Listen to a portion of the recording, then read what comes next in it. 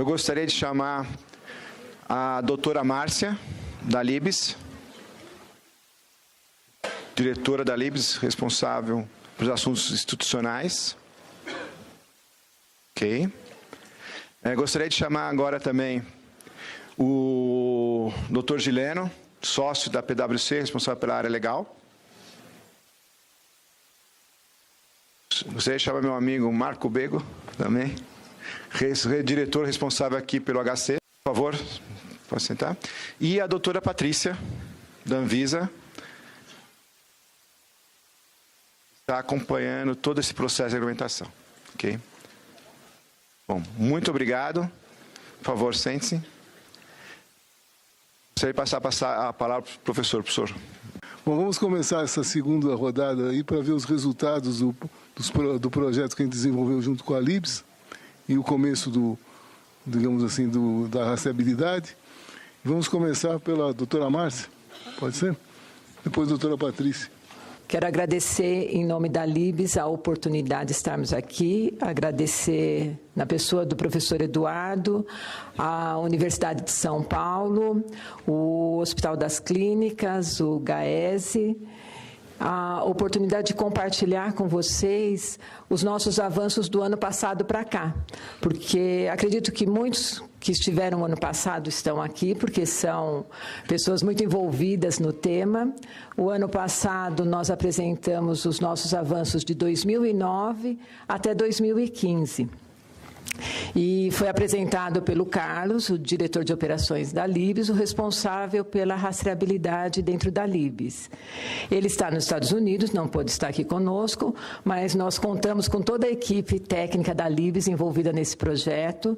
Então, se vocês tiverem dúvidas, questões técnicas, eu vou pedir para direcionar as perguntas para os técnicos, porque eu não sou engenheira, eu sou farmacêutica, então eu não vou saber responder às dúvidas sobre os sistemas. O ano passado, onde nós paramos? Em 2015, nós conseguimos, depois de todas as superações, os desafios, serializar 2,3 milhões de unidades. Desenvolver o procedimento para as amostras grátis, porque a amostra grátis era uma questão, deve ou não ser serializada? Como seria essa manipulação pelo propagandista, pelo médico? Nós conseguimos vencer esse desafio e desenvolvemos a tecnologia para essa serialização de forma bastante simples. E qual que era o nosso desafio de 2016? Seguindo a regulamentação, antes que ela foi alterada, a entrega dos lotes pilotos de 2015, que nós já tínhamos. Para 2016, a lei é vigente. Ainda não foi alterada, a resolução ainda está em vigor. Conforme o Dr. Jarbas disse, caminha-se para uma alteração. Mas, desde 2009, nós estamos trabalhando para entrega. E tudo isso, por quê? Como o Júnior já falou, qual é o nosso objetivo maior? Nós somos uma indústria farmacêutica, nós somos uma indústria da saúde.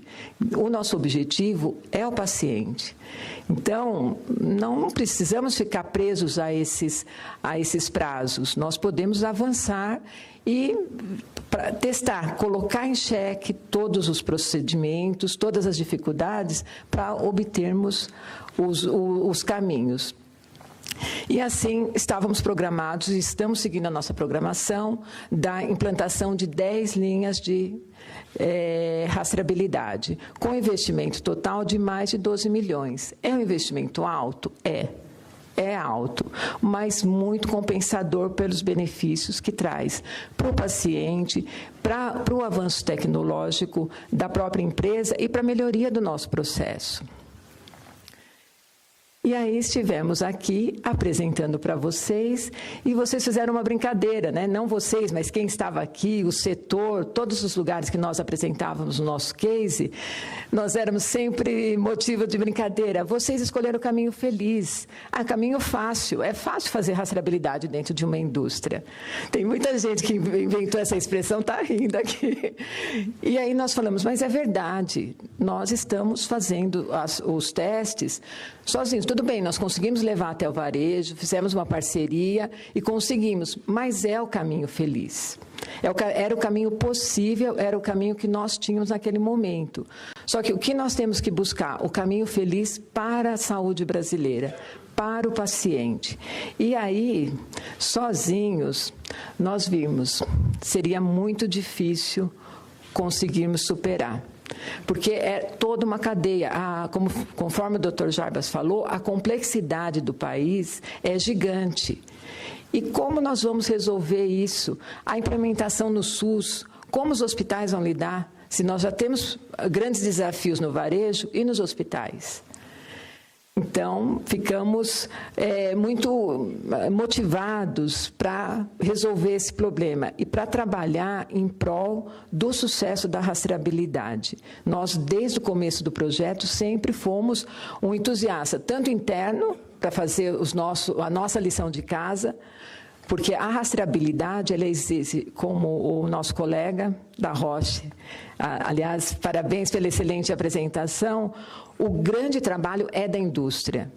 E nós precisamos trabalhar muito internamente para depois nos preocuparmos com essas interfaces. Então, nós avançamos muito, fizemos isso, estávamos no caminho feliz, vamos buscar ampliar esse caminho feliz com mais atores. E buscamos parcerias com várias associações, muitas elos da cadeia, chamamos para participar conosco dos testes.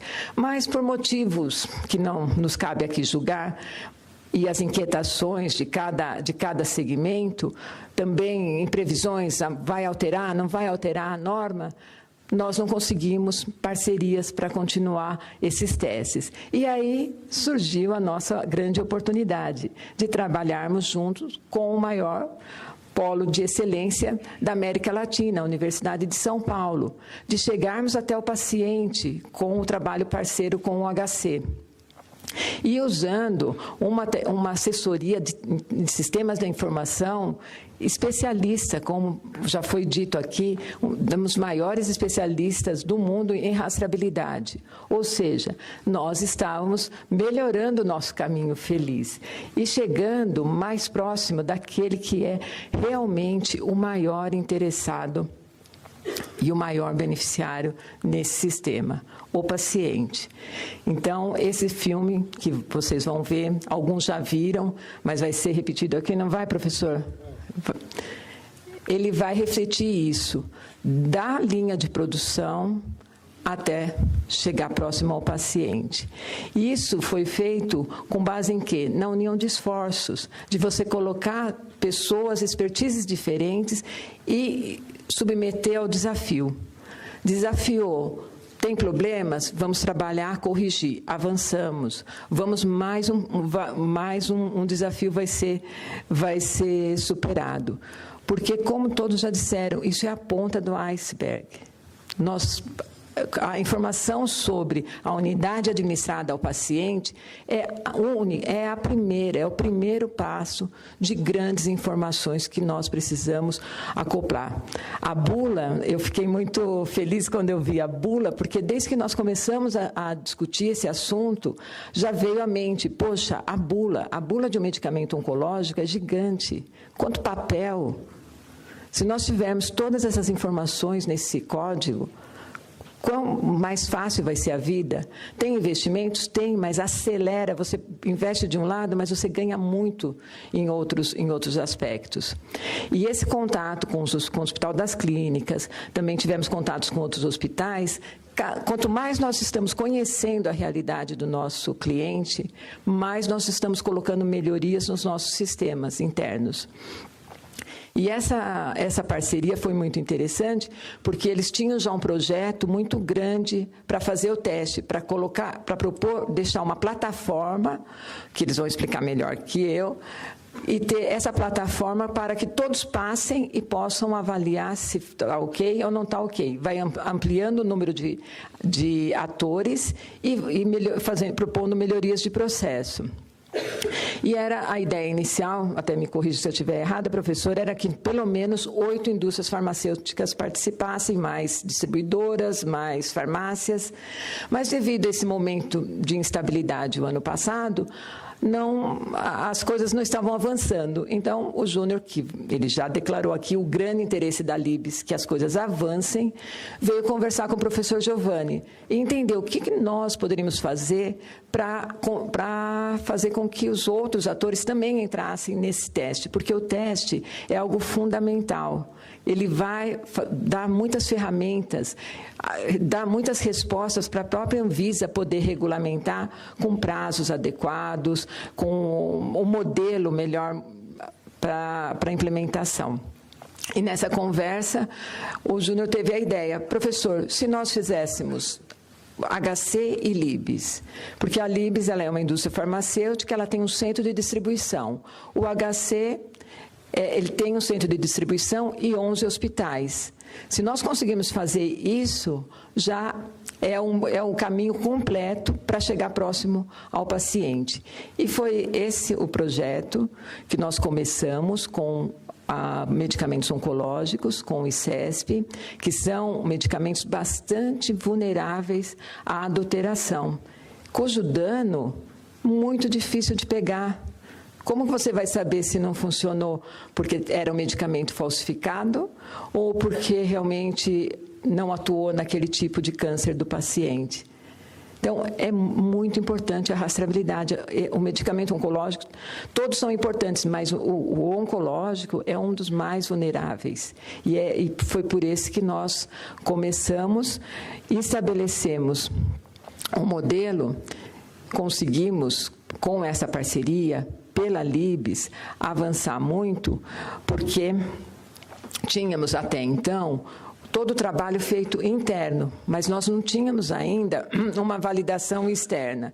Nós não tínhamos ainda desenvolvido equipamentos e sistemas convergentes com o nosso centro de distribuição. Então, esse projeto foi muito importante para o nosso centro de distribuição.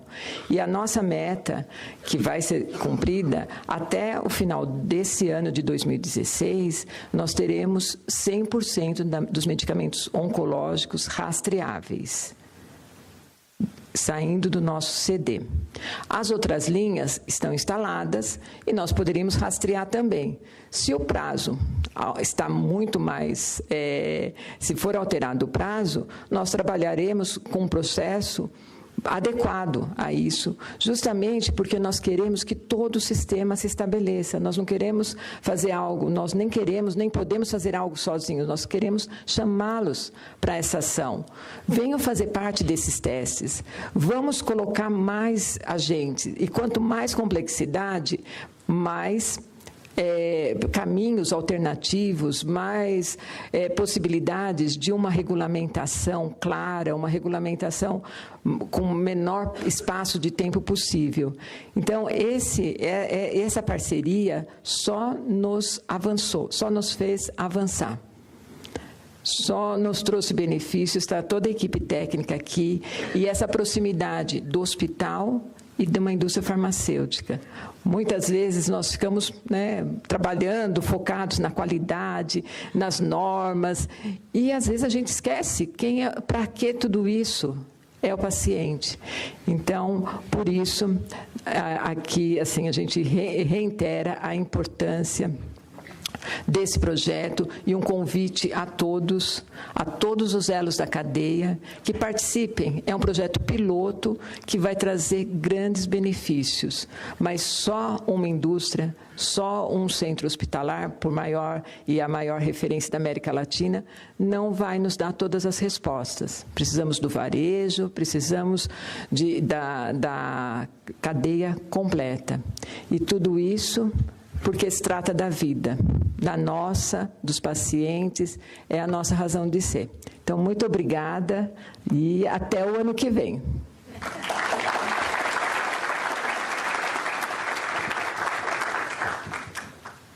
Bom, eu vou tentar não ser muito chata, porque é muito chato falar de base legal, enfim, dessa parte de regulamentação, mas eu acho que é importante, eu não sei quantos aqui acompanham desde o início essa discussão da rastreabilidade, e aí eu acho que é importante passar por um contexto, né, que já aconteceu, porque, como o Dr. Jarbas já colocou, né, a gente não está começando agora, na verdade a gente está um pouco atrasado, mas essas discussões antes mesmo de virar lei, né, a Anvisa já começou a discutir a questão de rastreabilidade, então era importante passar isso para vocês.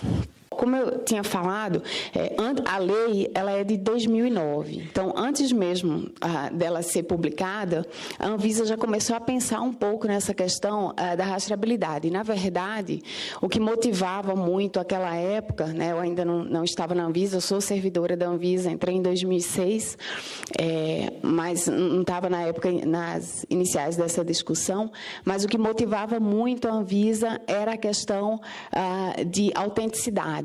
Né? Isso ficou muito marcado. A gente queria ter certeza de que aquele medicamento era aquele produto, era autêntico. Tinha muitas questões envolvendo roubo de cargas, que eu acredito que ainda aconteça. Né? Enfim, não tenho dados, mas não deixa de ser uma preocupação, só que se avançou um pouco nisso. O foco não é exclusivamente esse, né? Mas o foco é realmente acompanhar aquele produto do início de sua cadeia até o final de sua cadeia. Então, um conjunto de mecanismos, de estratégia, enfim, aquilo ia sendo pensado, ia sendo colocado. Algumas coisas a gente conseguiu avançar, outras ficou muito na discussão. Eu tiraria daí o Sistema Nacional de Gerenciamento de Produtos Controlados, que efetivamente a Anvisa conseguiu construir, né?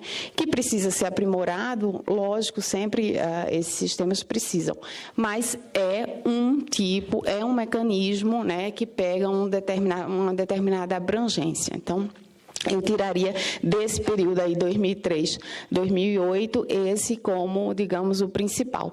Mas a Anvisa fez uma série de discussões e buscou parceiros naquela época, com o entendimento que se tinha naquela época, né, do que deveria ser feito, para tentar avançar nesse tema. Em 2009... Deixa eu passar aqui. Quando é publicada, então, a lei, né, 11.903, e a Anvisa começa a trabalhar, então, no que seria a regulamentação da lei. Daí saiu até uma publicação, então, a primeira resolução da diretoria colegiada sobre rastreabilidade não é a 54 que a gente está revisando hoje, mas é a 59, né? E que ela já coloca a questão de utilização de etiquetas impressa com data matrix e contendo o identificador único. Em 2010, se continua discutindo e para detalhar a RDC 59, surgem várias instruções normativas, né, para dizer como é que realmente a coisa iria funcionar. Mas a gente não avança tanto nisso aí, porque a própria Anvisa começa a se questionar, muito pelo input do setor, né? Começa a se questionar em relação à alternativa que a gente estava colocando, né? Se ela era viável, se ela era factível. Então, volta-se de novo a discutir. O tema realmente é complexo. A gente tinha poucas referências, né? O Dr. Jarbas colocou isso, que de rastreabilidade implantada, a gente tem de 2 países. A proposta do Brasil, proposta entre aspas, porque a gente está revisando a 54, mas ela, inclusive, difere desses dois modelos, digamos assim, né? E grandes países ainda estão em discussão. Os Estados Unidos estão fazendo uma discussão agora que, inclusive, define com prazo bem prolongado como é que ele vai fazer a implementação.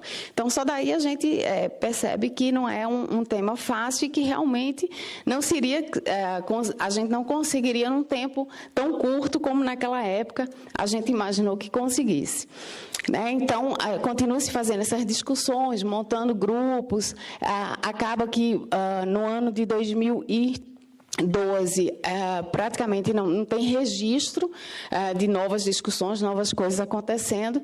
Em 2013, faz-se audiência pública, começa, então, a se pensar na RDC 54 e se publica, se aprova a RDC 54, já alterando a 59. Na minha opinião, que não sou farmacêutica, sou engenheira, mas não sou engenheira, sou engenheira civil, com mestrado em saúde pública. Esse tempo todo, na verdade, eu acho que a gente está amadurecendo e está chegando a uma proposta que, na minha visão, é uma proposta melhor. Então, a 59 era inviável, a 54 hoje ela ainda é válida, mas é inviável. E eu acho que o que a gente está fazendo agora na revisão da 54 é o que está trazendo factibilidade para esse processo. Em 2014, então, é publicada ainda uma IN e, este ano, os diretores chegam à conclusão de que é melhor fazer a revisão, né, dessa 54 e a gente revoga revoga não, né? A gente juridicamente, acho que se diria susta o prazo, não sei exatamente qual é, né? A gente suspende o prazo da entrega dos lotes piloto, mas não suspende, né, a vigência, enfim, o prazo final da implementação, que isso é uma coisa que a gente está vendo agora na revisão da 54, porque o prazo final é dezembro desse ano, né? Com a lei, o que é que a lei trouxe, né? A lei que também está sendo, de certa forma, revisada pelo projeto de lei, ela criou um sistema, né, que envolve toda a cadeia, produção, comercialização, dispensação e a prescrição, estabelece o rastreamento da produção e do consumo de medicamentos, né, por meio de uma tecnologia de captura, armazenamento e transmissão, inclui todo e qualquer medicamento produzido, dispensado ou vendido no território nacional. Esse imagina, né, do que a gente está falando. Esse é um dos entraves. Atribuiu à vigilância, à Anvisa, no caso, a competência de coordenar e implantar o sistema e estabeleceu um prazo de 3 anos da data da publicação da lei, que era 2012, para que isso tudo tivesse posto. Então, baseado na lei, foi feita a RDC 54, que estabeleceu, então, o código de barras bidimensional e o I1 nas embalagens, um banco de dados com todas as movimentações na cadeia do detentor de registro, a partir do fluxo de informações entre os elos, outro, na minha opinião, outro problema, né? Prevê a possibilidade de estruturação e manutenção de sistemas entre os participantes da cadeia, e definiu um prazo de 2 anos para a apresentação, então, dos lotes pilotos, que foi suspensa a eficácia desse artigo, e de 3 anos para a implementação total. Então, o modelo que a 54 estava pensando, né, é um modelo semi-centralizado, né, e onde a gente botava, de certa forma, uma responsabilidade muito grande na indústria, né? Ela acabava sendo muito responsabilizada por todos os demais atores da cadeia. E a questão das informações, né, que a gente também acabava colocando sobre a indústria, essa responsabilidade de lidar com as informações de todos os entes da cadeia. Então, só isso aí gerou questionamentos óbvios, né, que seriam gerados e que a gente precisava sentar e rever, porque esse não é realmente um modelo factível para o país que a gente tem. Então, qual é o status atual? A gente, em outubro de 2015, um dos diretores da Anvisa, o diretor Renato Porto, ele trouxe, retornou um pedido de vistas sobre esse assunto na diretoria colegiada, e foi aí, então, que se deliberou que era preciso ter a revisão da 54, e o diretor relator é o diretor Ivo, que estaria aqui nessa mesa, não pôde vir, e eu estou fazendo a mesa no lugar dele.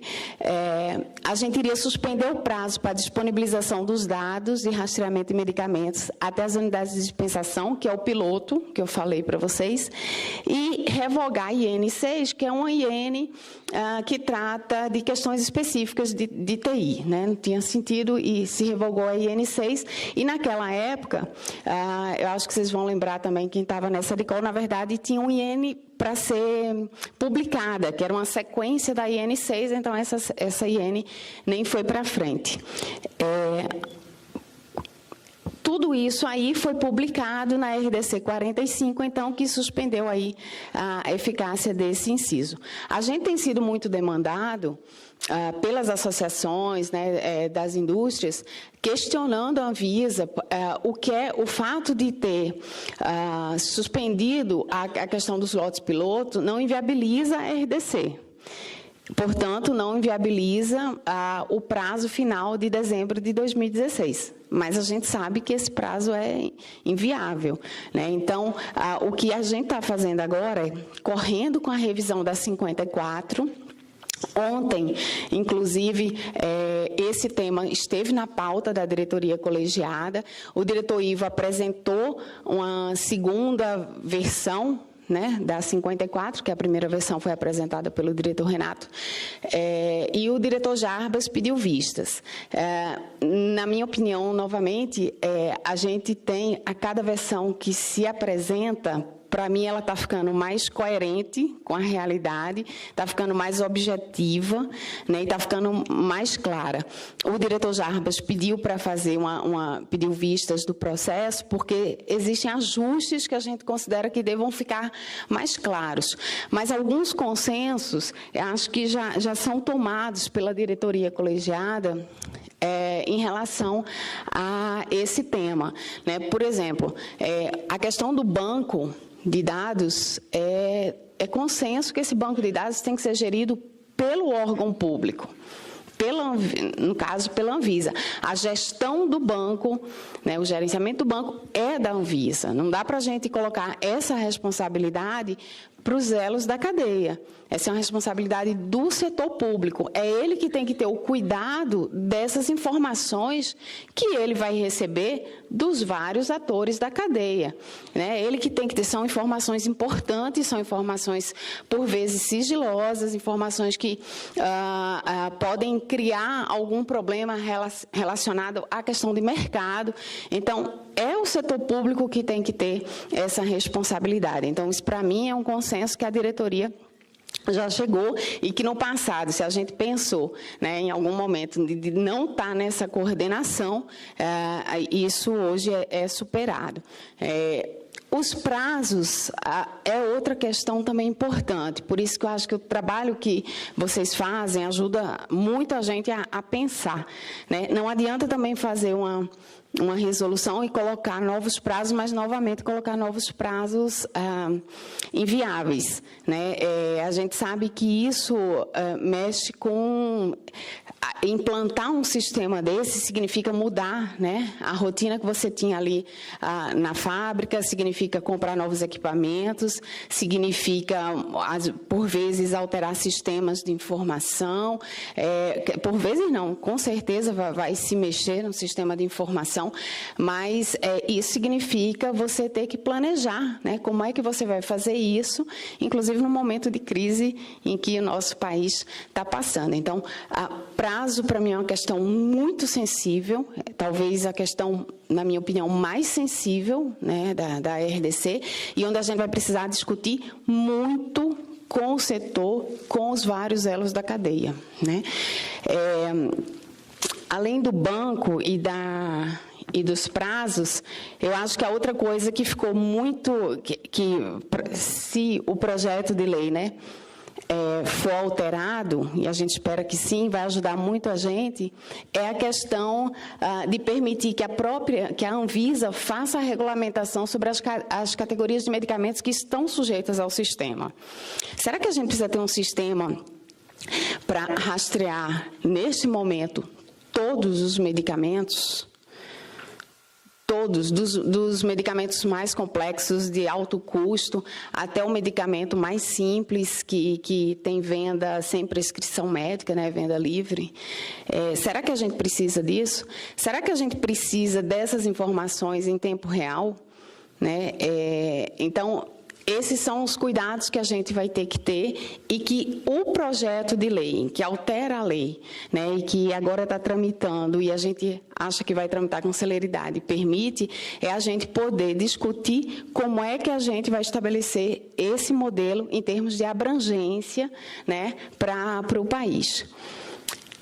Ele define também alguns dados mínimos para a identificação individual dos medicamentos, mas que a gente já viu que são os dados também que os outros modelos já estabelecem.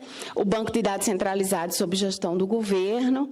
E o projeto de lei, ele define alguns prazos, né? Eu não sei o que é que o setor está achando disso, se já está viável. Para a Libs é fácil, né? Já está no caminho. Mas ele define o seguinte: com certeza melhor em relação ao que está hoje, eu não tenho dúvida. Mas eu não sei se no conjunto realmente resolve. Ele estabelece que após a regulamentação, 4 meses após a regulamentação da Anvisa, na verdade, assim, quando o projeto de lei for aprovado, alterando a lei, a Anvisa tem até 4 meses para regulamentar. Regulamentando, né, naquele sentido, qual vai ser a abrangência, como é que vai se dar a informação, quais são as informações. Se tem mais alguma informação, porque a lei estabelece informação mínima, mas se precisa de mais alguma informação, como é que vai se dar a interface de sistemas, por aí vai. Depois que a Anvisa regulamentar tudo isso, tem até 1 ano para se fazer um piloto, que também vai ser definido, como é que vai ser feito. Depois, até 8 meses, onde um comitê fará uma avaliação, né? Na verdade, a lei fala de uma análise de como se deu esse processo do piloto. E aí, então, 3 anos para a implementação completa. Como o setor não ficou parado, na verdade, da mesma forma que a Anvisa estava discutindo desde o início, pensando, porque rastreabilidade é algo inevitável e é algo importantíssimo, o setor também não ficou parado, embora tivesse várias dúvidas sobre o processo, né? Mas ele não ficou parado. Tanto não ficou que tem um exemplo da Libs aqui, mas temos outros exemplos também. Então, acho sim que a gente não precisa pensar num prazo como os Estados Unidos estão pensando, mas acho que a gente tem que discutir bastante, principalmente o setor, né, que pode fazer lá, enfim, as conversas também no legislativo, se esse prazo realmente é suficiente para que a gente tenha a implementação completa. Eu sei que a Anvisa se pronunciou em relação ao projeto de lei e para a agência é suficiente, mas eu acho que tem que ter uma discussão de todos. Bom, era isso que eu queria colocar para vocês, né, dizer que a urgência agora da gente retornar essa revisão da 54 já está dada pelo diretor-presidente. A gente vai fazer reuniões com os vários atores, né, e reuniões urgentes para tratar. A proposta já está, na minha, né, de novo, já está bem melhor. Vamos fazer esses outros ajustes, conversar com o setor, depois colocar em consulta pública, colocar em audiência pública, porque é muito importante que a gente realmente se cerque de todos os cuidados para evitar, né, até pelo Estado, histórico que eu mostrei aqui para vocês, evitar uma nova resolução em que a gente tenha que rever com um tempo muito curto. Não que não se possa rever uma resolução, é sempre saudável que se reveja depois dela implementada e avaliada, né? Mas as demais não foram sequer implementadas, então a gente precisa se cercar desse cuidado para realmente ter o sistema de controle de medicamentos, né, de rastreabilidade aqui implantado no nosso país. É isso, obrigada.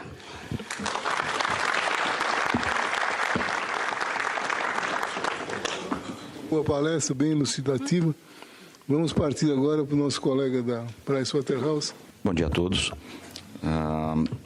Para os que não me conhecem, meu nome é Gileno Barreto, eu sou sócio da Loesley Portela Advogados, escritório do Network da PwC aqui no Brasil.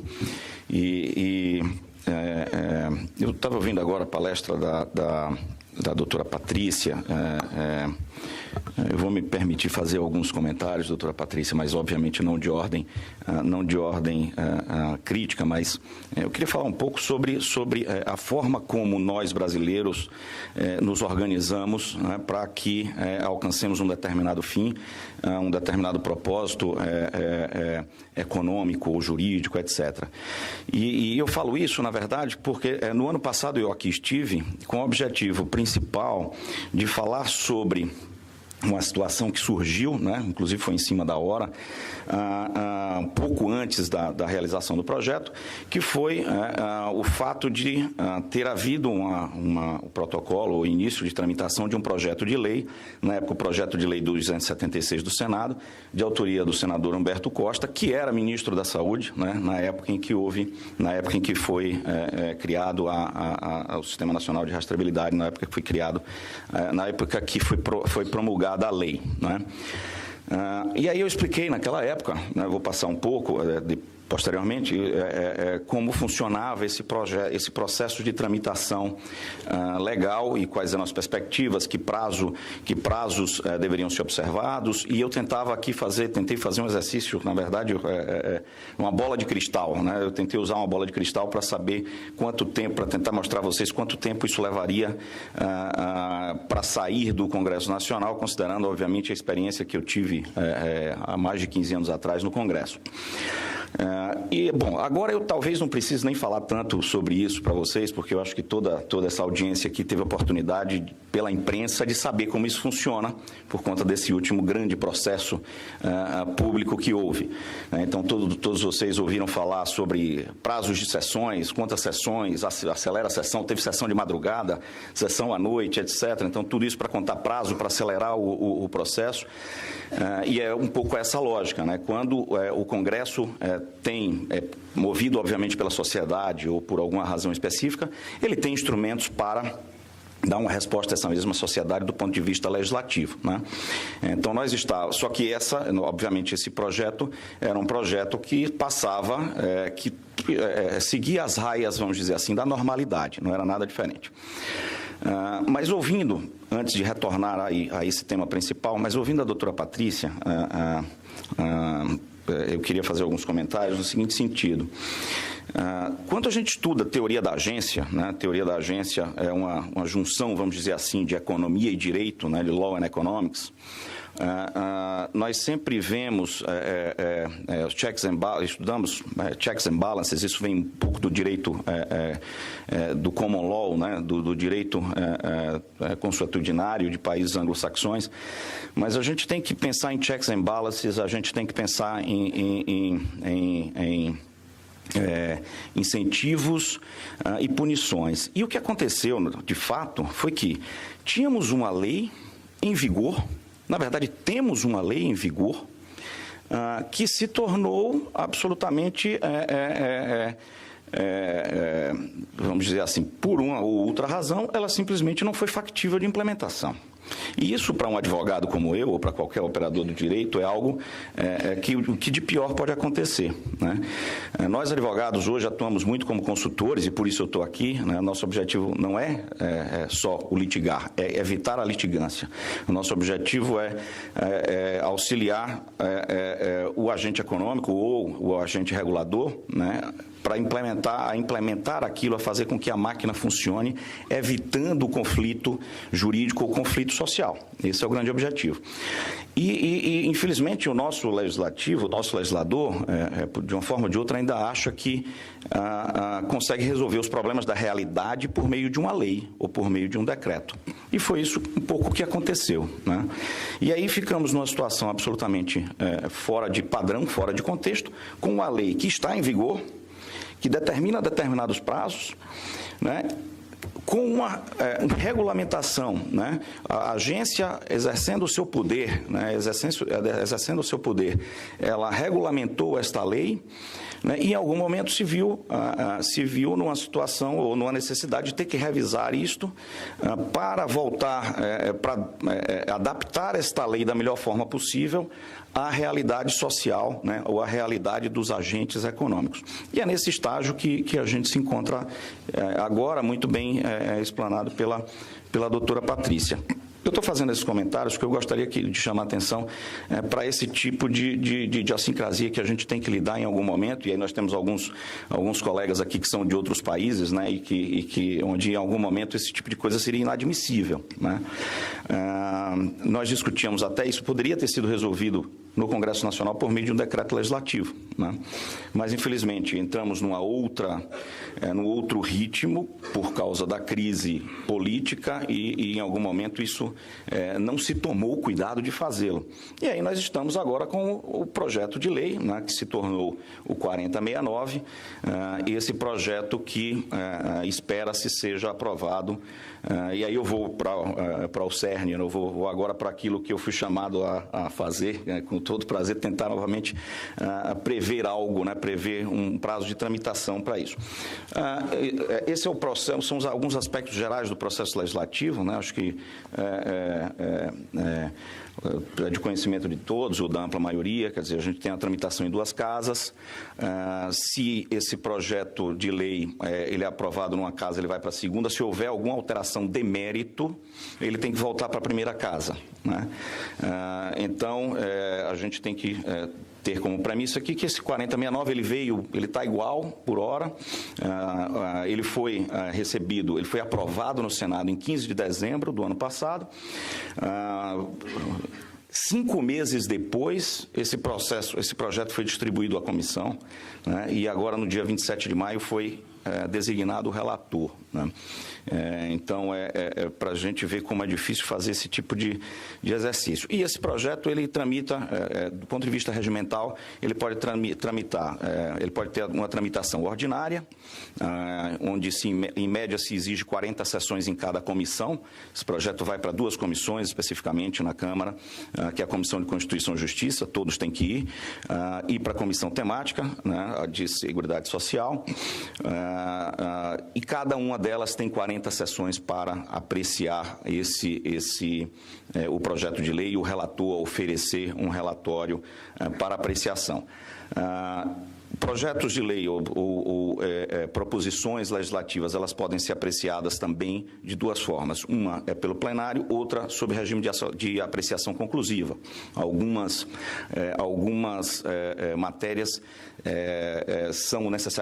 devem necessariamente ser aprovadas pelo plenário, o princípio da reserva do plenário, né, básico da democracia, do Estado Democrático de Direito. Mas nesse caso nosso, não, ele pode ser aprovado, como se diz, pode estar submetido ao regime de apreciação conclusiva, que é uma aprovação simples na própria comissão, quórum muito menor, muito mais facilmente. O fato a aprovação dele é muito mais simples, muito mais factível, muito mais provável, exige menos discussão e, na verdade, o que a gente está aqui, o que nós queremos é que haja uma lei, que se fixe um determinado horizonte e que haja segurança jurídica para todos os agentes envolvidos nesse processo. Afinal de contas, é um processo bastante complexo e que exige investimento pessoal, de recursos financeiros, etc. Bom, dito isso, a apreciação pode ser ordinária, 40 sessões, ele pode ter um regime de urgência, 10 sessões, urgência urgentíssima, onde você não tem prioridade, 10 sessões, urgência, 5 sessões, e urgência urgentíssima, que é aquele em que depende da vontade do presidente da Casa, ele pode colocar algo em votação no dia seguinte, se de interesse for. Esse é um pouco o status, um pouco que eu acabei de falar, e lá atrás, vocês podem ver nessas duas primeiras linhas, desse quadro abaixo, né, qual eram as previsões que nós fazíamos no ano passado, né? Então, tramitação célere seriam 100 dias, né? A tramitação lenta seriam 166 dias, a tramitação regular, na verdade, foi o que aconteceu, ele foi aprovado em 156 dias, a previsão era aproximadamente 31 de dezembro, ele foi aprovado em 18 de dezembro. Né?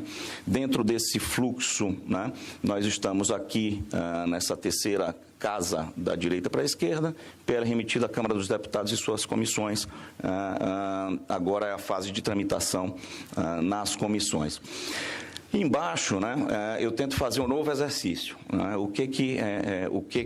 qual é o cenário para aprovação dessa lei? Se a gente tiver uma tramitação célere nas duas comissões, 60 dias. Ele está submetido ao regime de prioridade, é importante que seja dito. 60 dias, uma tramitação célere. Se ele tiver uma tramitação regular, 31 de outubro, ainda teremos aí 120 dias. Sempre lembrando que não sabemos o que vai acontecer, porque estamos num período politicamente bastante conturbado. E se houver uma tramitação lenta, ainda assim há uma expectativa bem razoável de ele ser aprovado até o final do ano, se e somente se não houver qualquer alteração de mérito. Tá? A alteração de mérito ela pode ocorrer no âmbito da Comissão de Seguridade Social, onde esse projeto se encontra nesse momento. A designação dele, do relator, foi 27 de maio, e há regimentalmente 5 sessões para que se apresentem emendas, né?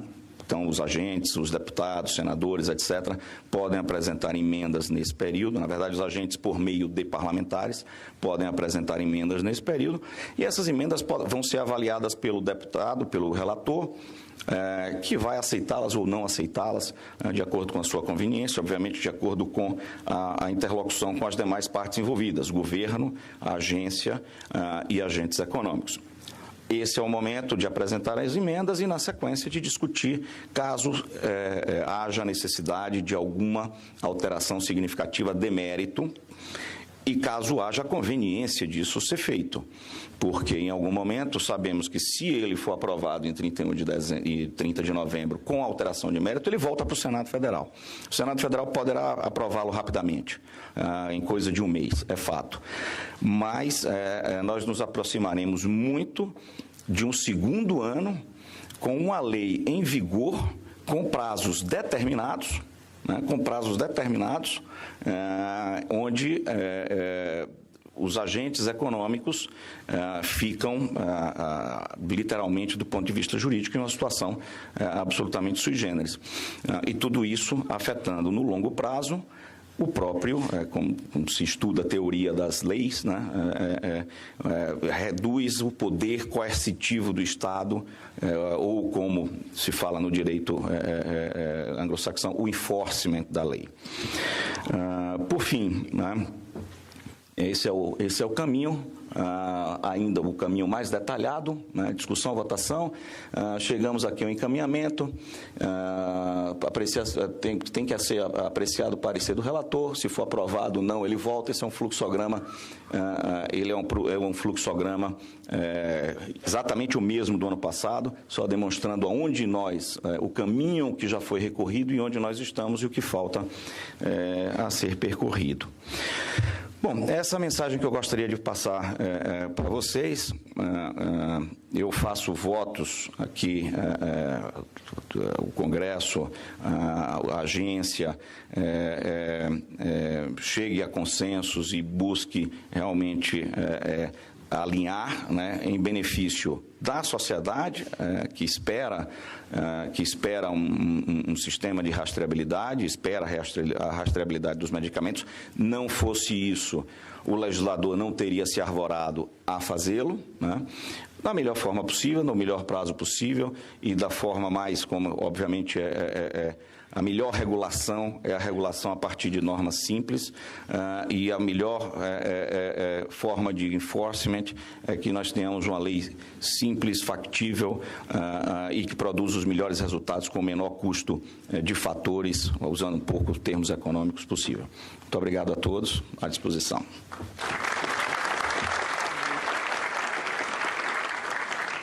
Muito obrigado.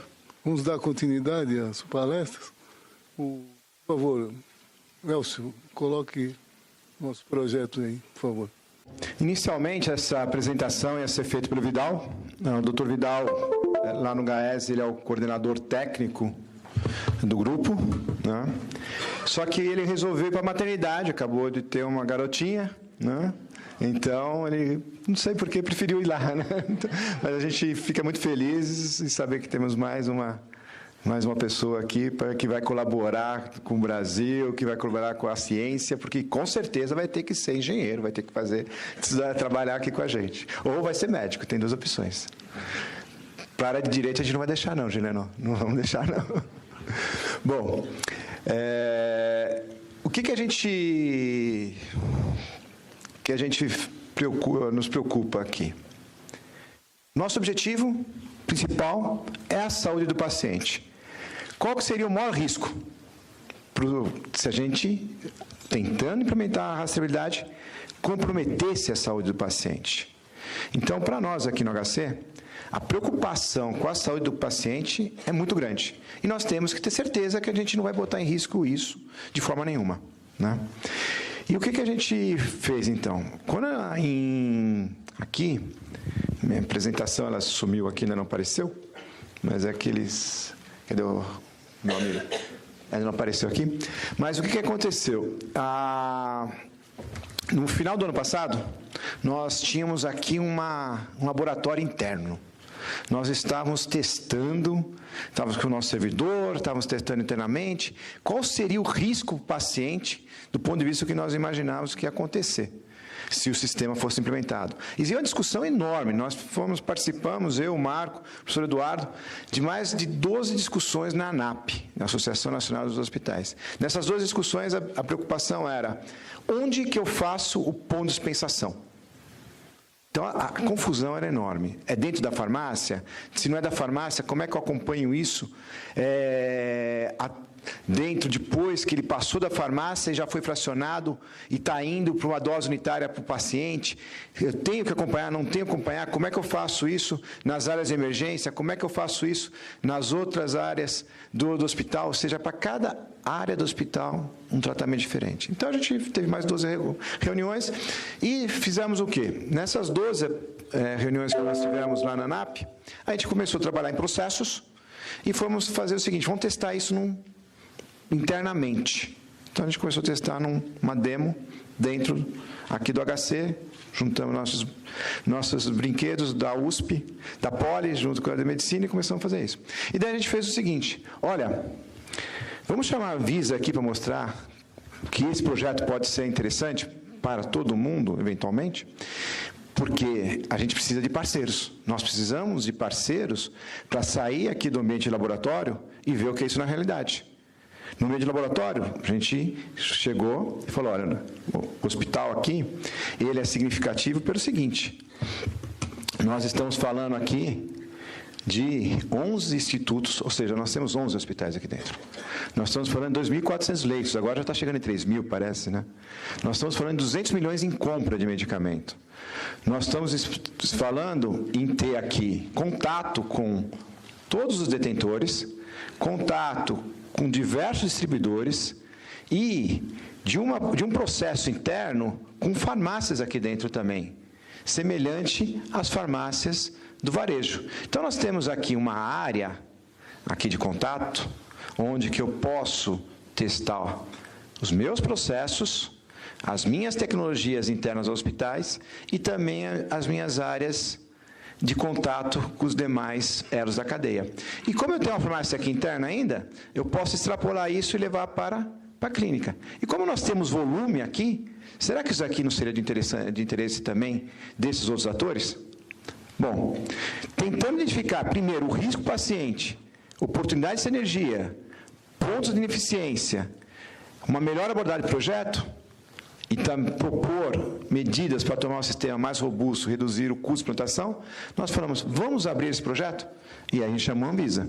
A Anvisa veio aqui, o doutor Ivo veio aqui no dia 9, mostramos a nossa maquete lá para o doutor, chamamos a Libs aqui também, né? A Libs veio, olhou o que a gente tinha em laboratório e a gente falou para ela, nessa reunião o seguinte, olha, a gente já está em 3, na verdade a gente já tinha 2 CTERMs que tinham ocorrido. A gente tinha entendido um pouco quais eram os problemas do detentor, nós já tínhamos entendido um pouco o que era a questão dos problemas do distribuidor, do varejo e um pouco da Anvisa. Em função disso, nós vimos o seguinte, para cada problema existe uma forma meio que natural de reagir. Se eu tenho um problema aqui que eu estou com medo, que vai faltar, que eu não vou conseguir entregar, a primeira coisa que você faz para reagir, se você está preocupado com a ruptura, bota gente. Depois, porque o sistema agora tem que ser lido por várias pessoas. Vamos botar mais gente para não atrasar a cadeia. Bom, e se isso não for suficiente? Bota estoque. E depois, vamos tentar rever o processo para melhorar isso. E depois, vamos tentar ver se a gente automatiza. Vamos fazer uma malha. Tentar rever a malha logística, vamos tentar fazer metodologia e no final, agora que está tudo estabelecido, vamos otimizar, vamos fazer a previsão. Essa é a normal curva no sistema, que é uma curva de tentativa e erro. Você vai tentando, acertando, até que você chega, pronto, o sistema está instalado. Para a gente falar de 4,5 bilhões de medicamentos, né? Se a gente for partir um sistema, ele nunca parte 6 sigma. Com 3,4 erros por milhão. Ele vai partir com muito mais erros do que isso. Se você pegar isso, 3,4, e multiplicar por os bilhões de medicamentos que a gente tem aqui, 3,4 milhão por bilhões, e por número de transações, você vai ver que vai ter muito erro. Então, até a gente acertar isso daqui, ia dar muito trabalho. No outro lado, na Poli, nós estamos falando em 4ª Revolução Industrial. Nós estamos falando, será que não dá para fazer algo de uma forma mais inteligente? Será que não dá para a gente prever o futuro? Será que não dá para a gente simular esse futuro? E, pensando nisso, a gente começou uma nova abordagem. Falou, olha, vamos tentar trazer isso daqui para trás. Vamos simular o máximo que a gente pode para fazer essa situação funcionar. Só que isso não é possível simular sem você conhecer o que é a realidade.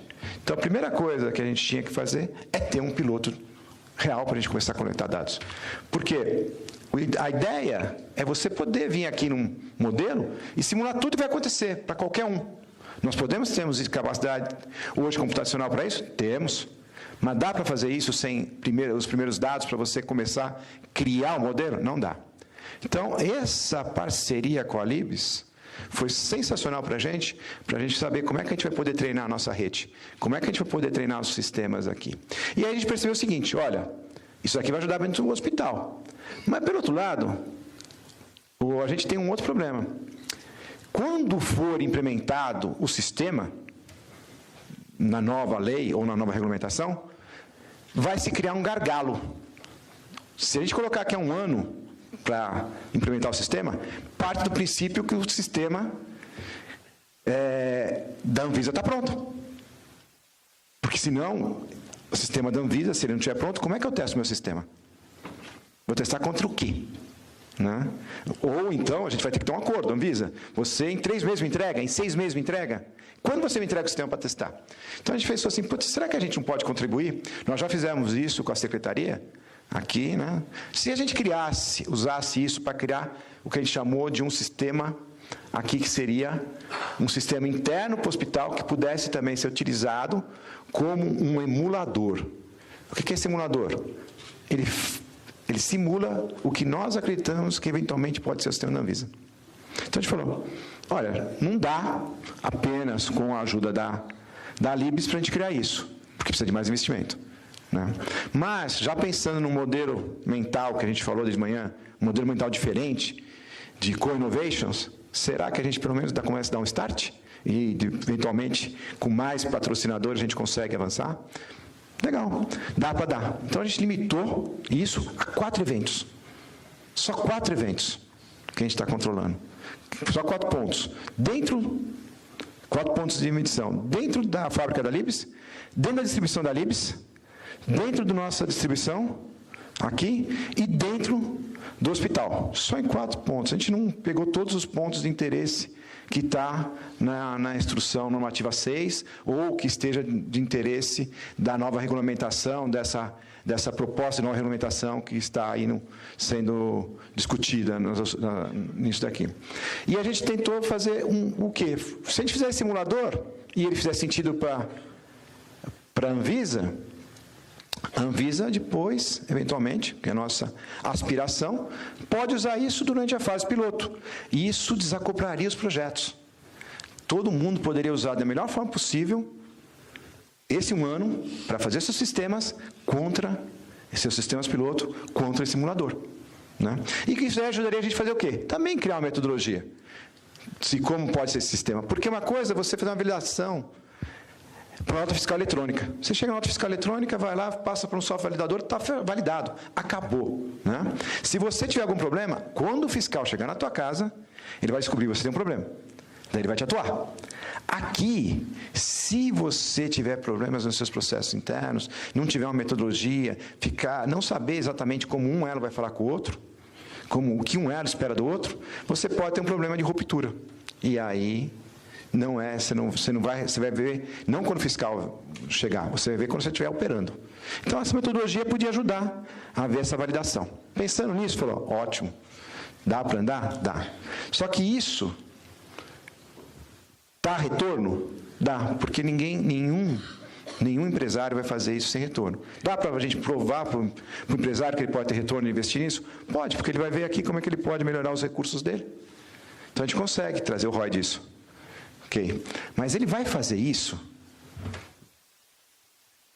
sem ele ter segurança do que a Anvisa vai decidir? Não vai. Essa questão da segurança realmente é um dos problemas que a gente tem que resolver, e visando isso, o professor fez um trabalho muito grande, junto à Anvisa, de tentar não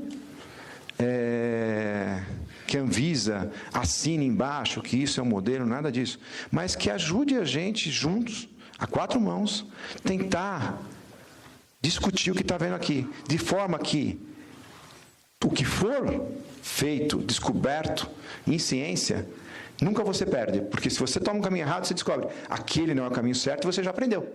É diferente de negócios.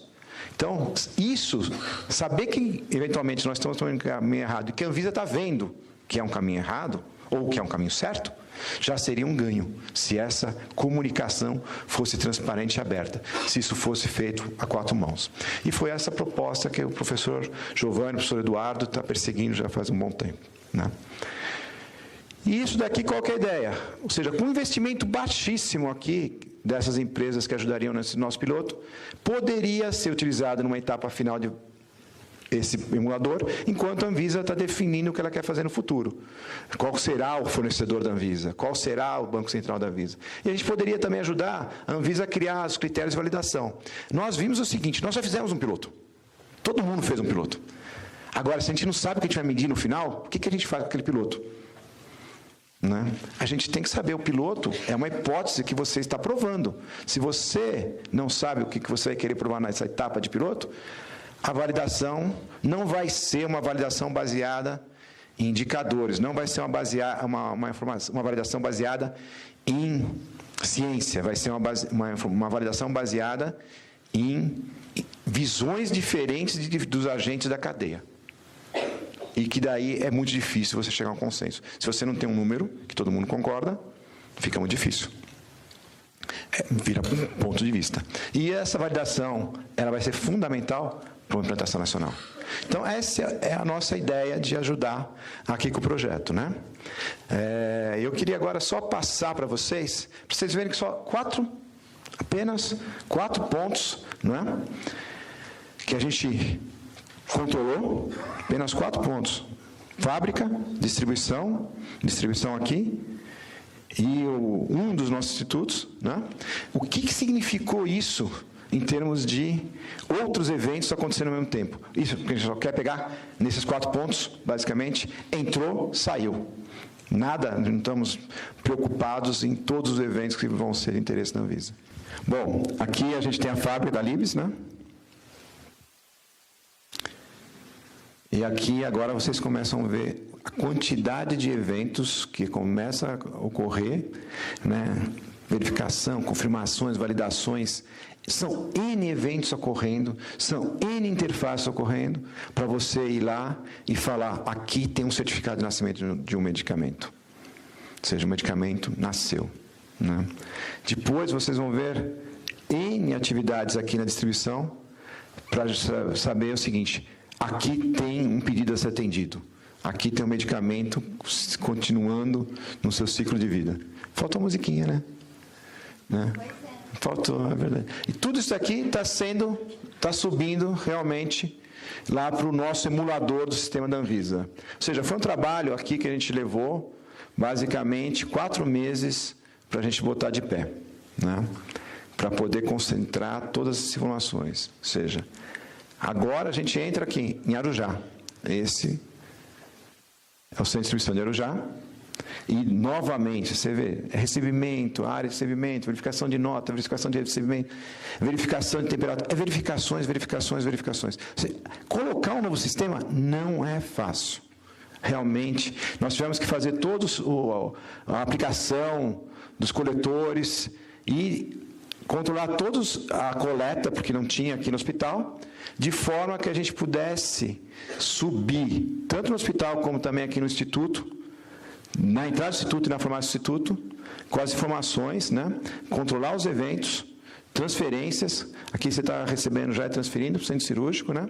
E subindo com essas informações para o que a gente chamou do emulador do que eventualmente seria o sistema da Anvisa, que seria esse emulador aqui, onde que ele está colocando todos os eventos, que você consegue acompanhar o que aconteceu. E esse daqui foi, nesse teste aqui que nós fizemos, foi feito usando o trabalho que a gente fez no GS1, que a gente apoiou inicialmente no GS1 ano passado também, que levou, ou seja, mais 6 meses só para sair com um documento de qual seriam os padrões de comunicação. É o que você vai construindo, passo a passo. Cada passo que você vai dando, você vai aprendendo. É uma jornada, como já foi apresentado no início. Bom, professor, isso aqui acho que é o que eu queria falar. Vou passar para o Marco. Deixa eu só complementar um pouquinho. Muito boa apresentação, como sempre, do Elcio. Agora, esse aqui não é o único projeto de grau de dificuldade quase infinito que a gente está tocando, né? Tem outros, um deles vocês devem estar sentindo na pele. Chama o SAT. Vocês devem estar vendo que em São Paulo está começando a entrar um novo sistema de arrecadador de impostos. Adesão de 70 mil companhias, 70 mil empresas em 5 meses. Ele entrou em operação agora, está começando a crescer a arrecadação 5% nessa época, né? E o nosso DNA é pegar projetos de grau de dificuldade muito grande. Esse projeto, ele tem um grau de necessidade de simulação extremamente oneroso, porque nós temos que, veja, testando com a Libs, com alguns pontos, nós ficamos aí quase 1 ano testando isso. Nós precisamos da colaboração de todos, principalmente da Anvisa, em parceiros que queiram testar os seus, digamos, as suas interfaces, para que a gente possa desenvolver soluções para elas, né? Nós temos 20 anos de experiência em automação de portos. Tem sistemas no Porto de Santos, que foram utilizados agora no Brasil inteiro, tipo, se chama Supervia Eletrônica de Dados, que nós ficamos 3 anos conversando com os players para chegar a uma definição comum. Esse sistema aqui, ele tem esse grau de dificuldade. Quer dizer, se não tiver muita conversa, os gargalos vão aparecer e não vão ser resolvidos. Aí condena o sistema, né? Então, o que eu agradeço a contribuição que a Anvisa está dando para o nosso projeto, mas nós precisaríamos de mais players do segmento que queiram testar as suas necessidades para que eles possam ser equacionados e resolvidas. Então, desde já, muito obrigado. E vamos passar agora ao Marco Bego falar sobre o HC.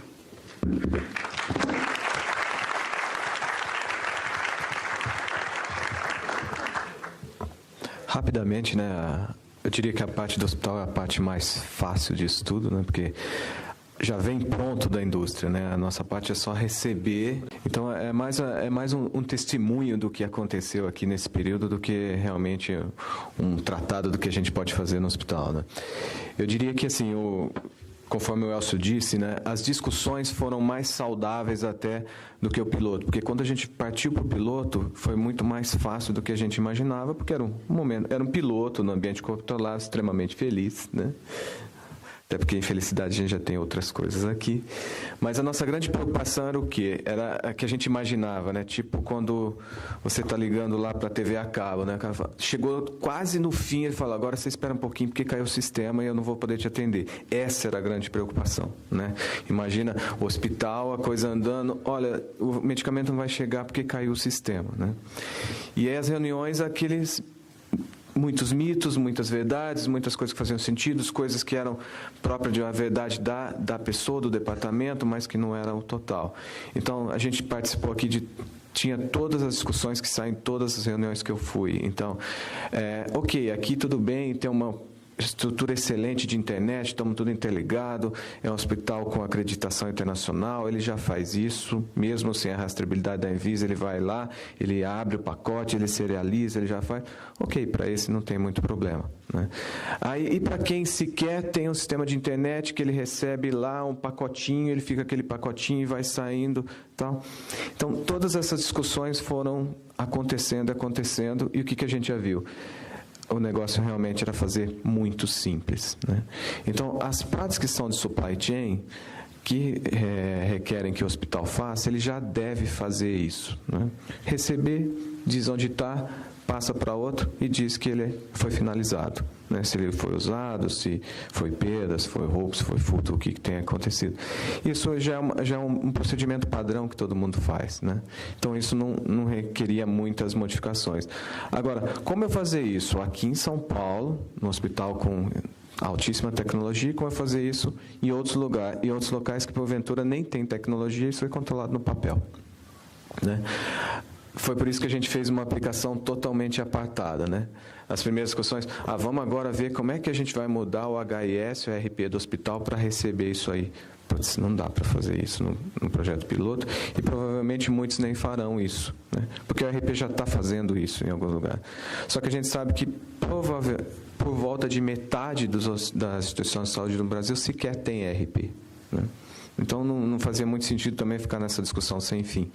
Então, o que foi feito? A Poly, junto com a gente, desenvolveu um sistema que é um simulador à parte, que ele poderia ser utilizado em qualquer lugar. Mas ele não está online, ok, não importa se é de manhã, se é à noite, a informação vai chegar do mesmo jeito, né? Muitas vezes o produto fica parado lá esperando um dia, né? Então, o que a gente viu no piloto foi que, assim, muitas das discussões não faziam muito sentido naquele momento, né? É claro que quando a operação for ficando grande, que eu tiver produtos serializados, produtos não serializados, controles com mais precisão, e aí eu quero expandir, porque a discussão pessoal do supply chain fala, isso já é um começo de um VMI, a gente já pode fazer um planejamento colaborativo. Ok, mas, né, já daria para fazer isso mesmo sem a rastreabilidade, se eu quisesse, né? Mas não é o momento de discussão, vamos fazer a coisa simples. Então, acho que talvez o grande ganho do projeto foi deixar ele simples, o mais simples possível, o mais robusto possível. Quer dizer, está interligado, mas ele também funciona lá em standalone, em batch, depois vai. Então, tudo isso foi o que a gente conseguiu, talvez, de grande ganho, né? Toda essa discussão dá para fazer o simples, né? É claro que não estou isso de maneira alguma querendo dizer que a indústria está fazendo simples. Até acho que lá é que está a sofisticação, né? E em função da sofisticação lá é que a gente pode fazer simples aqui. O que eu diria, e pelo amor de Deus, sem querer falar pelos hospitais ou pelas instituições de saúde, é que o comprador acha que isso é interessante, né? Tanto é que muitos já usam o sistema centralizado. Então, eu diria assim, os hospitais esperam ansiosamente que isso aconteça, né? Porque facilita muitas coisas, nos dá alguns requisitos que são importantes para a cadeia, que principalmente essa parte de confiança. Eu sei que o que está saindo lá realmente está saindo da indústria, está vindo para mim, né? Isso é uma coisa, parece óbvio, mas não é óbvio, né? Às vezes a gente faz licitações aqui que o preço chega num determinado valor, que eu ligo para o fabricante daquele produto e falo, por que você não me vendeu nesse valor? Eu falo, porque eu não posso, eu não consigo, o preço é muito baixo, né? Então, essa confiança a gente teria com certa segurança quando o produto tivesse serializado e rastreado, né? E a outra coisa é a colaboração. A gente viu que apesar de ser um piloto, a colaboração entre os elos aumentou demais, seja dentro do hospital ou do hospital para fora, para o CD, essas coisas. Então, eu diria, acho que foi na apresentação anterior, que esses dois componentes, até que diria que aumenta significativamente a competitividade da cadeia, estão presentes mesmo num piloto extremamente controlado. Então, confiança e colaboração a gente já ganhou sem sequer ter aumentado muito essa coisa, sem sequer grandes investimentos, né? Então, assim, em função do piloto, e o que a gente pode concluir disso, sendo bem breve, para a gente valeu a pena para quebrar vários paradigmas, né? Era tão sofisticado no início que a gente até ficou com medo, porque ele ficou muito simples no final. Falou, será que nós fizemos tudo o que precisava, né? E também dizia o seguinte, o que a gente esperava ganhar, nós ganhamos. E acho que a partir dali, cada um usa como quer. Então, alguém que queira evoluir com as informações, tornar aquilo realmente uma coisa que vai mudar o processo dele, é dele. Do postinho lá, ou da farmacinha de dispensação que a gente tem, que pode ser pequena, até ali está bom. Ela já garante o mínimo que ela precisa. Então, do piloto, as considerações que vieram e as conclusões que nós tivemos foram as melhores possíveis, né? As melhores possíveis. Não impactou significativamente em nada. O sistema a gente fez de uma forma que ele é apartado, então o meu sistema continua funcionando e eu continuo mandando as informações. Não modificou o meu sistema de operação, porque o que eu tenho que fazer para o sistema de rastreabilidade eu já deveria fazer, né?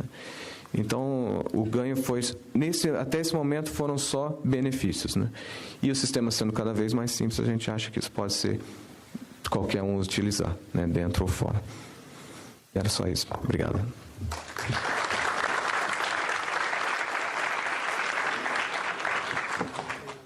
Eu estava vendo aí a apresentação, muito boa, parabéns aí do protótipo, mas eu queria saber se vocês pensaram em algum tipo de segurança na marcação, porque para um falsificador que faz um remédio, falsificar também é uma marcação, é uma coisa simples. Se tem algum tipo de segurança que estão pensando nessa marcação dos remédios. Como diria o esquartejador, vamos por partes, né? Quer dizer, segurança primeira coisa que está sendo colocada é a segurança de informação. Então, a segurança de informação para nós é fundamental, a integridade da informação que você capta, né? Então, isso nós desenvolvemos nesse projeto de sistema arrecadador que substitui as impressoras comerciais. Nós temos um sistema que garante com criptografia 100% da integridade da informação. Agora, essa outra parte não foi ainda discutida, deverá ser discutida oportunamente. É um pequeno protótipo, ainda é um pequeno protótipo. Eu sou adepto de guerra de guerrilhas, ou seja, começar pequeno, discutir a exaustão e ter resultados. Porque se você fizer um projeto ame ou deixo, você vai deixá-lo, porque vai jogar dinheiro pela janela, entendeu? Essa é a minha experiência de 40 anos desenvolvendo o sistema. Eu queria saber se existiram muitas divergências entre o físico e o que estava registrado nos arquivos que vocês trocaram sobre o piloto entre a Libs e o HC. O piloto era controlado, né? Então, no piloto não existe nenhuma diferença física, porque quando saía da Libs, ele já era identificado, a quantidade física e o eletrônico, e quando chegava aqui era a mesma coisa. Então, esse processo era muito rápido, né? Só se tivesse uma variação no meio do caminho, uma perda, mas como era um lote controlado, isso praticamente era impossível de acontecer, né? Paletizava lá, integrava, chegava aqui, a gente desintegrava e já distribuía, e na sequência já ia para o paciente, né? Então, no piloto, nós não encontramos esse tipo de dificuldade de variação físico para o eletrônico, tá? Até porque é pequeno, né? Isso acontece quando você pega um inventário bem grande, né?